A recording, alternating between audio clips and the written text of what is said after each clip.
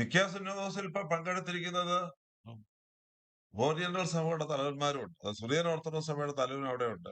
Malankara orthodox Syrian സഭയുടെ തലവനുണ്ട്. അവർ രണ്ടുപേരും തുല്യ പദവികളിൽ തന്നെയാണ് അവിടെ കാണുന്നത്. നിങ്ങൾ മാധ്യമങ്ങൾ ശ്രദ്ധിച്ചാൽ മനസ്സിലാകും. സഭാതലത്തിൽ ഓറിയന്റൽ സഭകളിൽപ്പെട്ട എല്ലാ തലവന്മാരും ഒരുമിച്ച് കൂടുമ്പോൾ അവർക്ക് എല്ലാവർക്കും തുല്യ പദവികളുണ്ട്.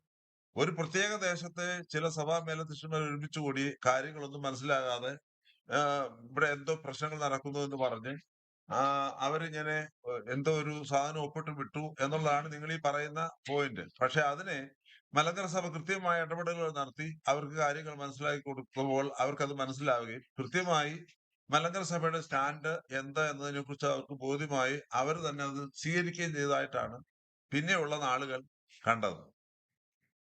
ഈ വാർഷികമായിട്ട് ബന്ധപ്പെട്ട് മലങ്കര ഭാരതത്തിൽ നിന്നൊരു സഭാതലം എന്ന നിലയ്ക്ക് ക്ഷണം ലഭിച്ച ഏക വ്യക്തി മലങ്കര ഓർത്തഡോക്സ് സുറിയാനി സഭയുടെ പ്രധാന മേലധ്യക്ഷനാണ്. വേറെ ഒരാൾക്കും അത് കിട്ടിയില്ല.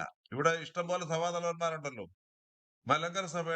മലങ്കര ഓർത്തഡോക്സ് സുറിയാനി സഭയുടെ അധ്യക്ഷന് മാത്രമാണ് നിക്കാ സുന്നഹോസിന്റെ ആഗോള തലത്തിലുള്ളതായ സഭാതലവന്മാർ പങ്കെടുക്കുന്ന പരിപാടിയിൽ പങ്കെടുക്കാനുള്ള ഇൻവിറ്റേഷൻ പരിശുദ്ധ ബർത്തലോമ്യ പാത്രിക്കീസ് അയച്ചത്. അതിന്റെ അർത്ഥം തന്നെ നിങ്ങൾക്ക് മനസ്സിലാവും എന്താണ്.